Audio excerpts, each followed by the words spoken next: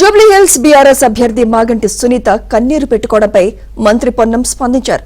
వేదికల మీద ఇలా కన్నీరు పెట్టుకోవడం వెనుక కేటీఆర్, హరీష్ రావు ఉన్నారని, వారే రెచ్చగొడుతున్నారని పొన్నం విమర్శించారు. తమ రాజకీయాల కోసం మాగంటి సతీమణిని ఇబ్బంది పడుతున్నారని ఆయన వ్యాఖ్యానించారు.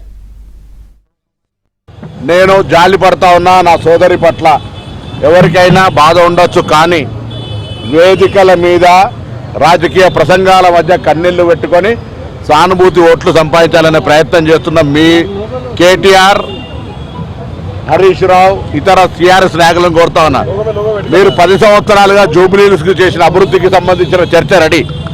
ఆ అంశం చెప్పలేక కన్నీళ్లు పెట్టుకొని ఒకరు ఓదారుతుంటే ఒక ఈ డ్రామా అంతా కూడా సినిమాలో చూసినట్టు అనిపిస్తూ ఉంది. మా అభ్యర్థి కాంగ్రెస్ పార్టీ అందరం కలిసి ఒక యువకుడిగా ఇక్కడున్న నియోజకవర్గం, మా ప్రభుత్వంలో నియోజకవర్గాన్ని రోల్ మోడల్గా జూబ్లీహిల్స్ చేయాలనే ఆలోచనతో ఎంపిక చేయడం జరిగింది. నేను జాలి పడతా ఉన్నా నా సోదరి పట్ల.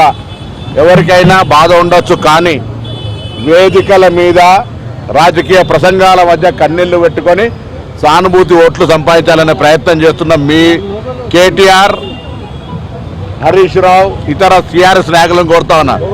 మీరు 10 సంవత్సరాలుగా జూబ్లీహిల్స్కి చేసిన అభివృద్ధికి సంబంధించిన చర్చ రెడీ. ఆ అంశం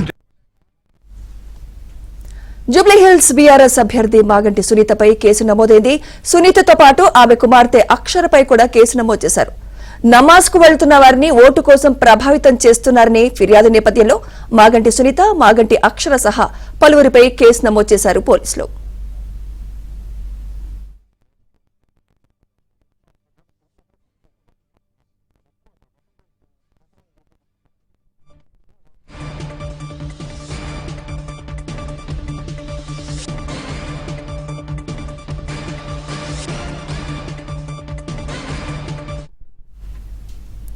జూబ్లీహిల్స్ బీఆర్ఎస్ అభ్యర్థి మాగంటి సునీతపై కేసు నమోదైంది.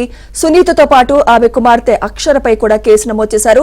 నమాజ్కు వెళ్తున్న వారిని ఓటు కోసం ప్రభావితం చేస్తున్నారని ఫిర్యాదు నేపథ్యంలో మాగంటి సునీత, మాగంటి అక్షర సహా పలువురిపై కేసు నమోదు చేశారు పోలీసులు. ఇదే అంశంపై మరింత సమాచారం మా ప్రతినిధి నుమాన్ అందిస్తారు. నుమాన్,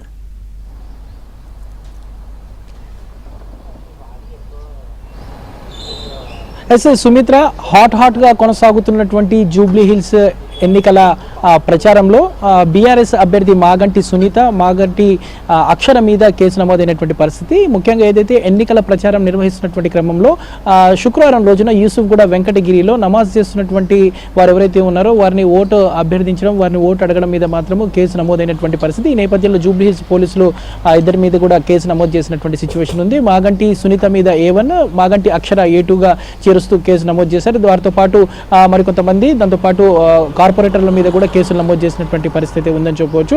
సో ముఖ్యంగా ఏదైతే ఇటు ఎన్నికల ప్రచారం నిబంధనల ప్రకారం ఏదైతే విద్యా సంస్థలు కానివ్వండి, దాంతోపాటు ప్రార్థనా మందిరాలు, ఆలయాల దగ్గర ఎలాంటి ఎన్నికల ప్రచారం నిర్వహించకూడదు. బట్ ఆ నిబంధనలు విరుద్ధంగా ఏదైతే మాగంటి సునీత గత శుక్రవారం రోజు జరిగినటువంటి జుమ్మా నమాజ్లో ఓటర్ల దగ్గరికి వెళ్లారు. సో ప్రచారం చేశారు. ఆ సమయంలో అక్కడ కండవాలు కప్పుకొని పార్టీ సింబల్ చూపించుకుంటూ ఏదైతే ప్రచారం నిర్వహించడం అనేది పూర్తిగా ఎన్నికల నిబంధనలకు విరుద్ధం అంటూ కూడా ఏదైతే కాంగ్రెస్ పార్టీకి సంబంధించినటువంటి నేతలు కంప్లైంట్ ఇచ్చినటువంటి నేపథ్యంలో ఎలక్షన్ కమిషన్ పరిగణలోకి తీసుకుని వారి ఇరువురి మీద కూడా కేసులు నమోదు చేశారు. ప్రస్తుతం A1 గా ఉన్నటువంటి సునీత, దాంతోపాటు A2గా మాగంటి అక్షర మీద, అంటే మాగంటి గోపీనాథ్ కుమార్తె, సో ఇద్దరి మీద కూడా కేసులు నమోదు చేసి దాంతోపాటు ఇటు కార్పొరేటర్లో ఇద్దరి మీద కూడా కేసు నమోదు చేసినటువంటి పరిస్థితి ఉందని చెప్పవచ్చు. ఓవైపు కాంగ్రెస్, మరోవైపు బీఆర్ఎస్ పోటాపోటీగా ప్రచారం నిర్వహిస్తున్నటువంటి క్రమంలో ఇప్పటికే ఇటు పరస్పరం ఆరోపణలు ప్రత్యారోపణలు చేసుకుంటున్నారు. దానికి తోడు ఇటు కేసులు కూడా తోడవడంతో ఇటు జూబ్లీహిల్స్ ఉప ఎన్నికల ప్రచారం అనేది రాష్ట్ర వ్యాప్తంగా చాలా హాట్ టాపిక్ గా మారినటువంటి పరిస్థితి ఉందని చెప్పొచ్చు.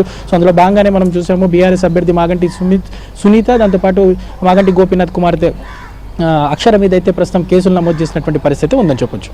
Right, thank you.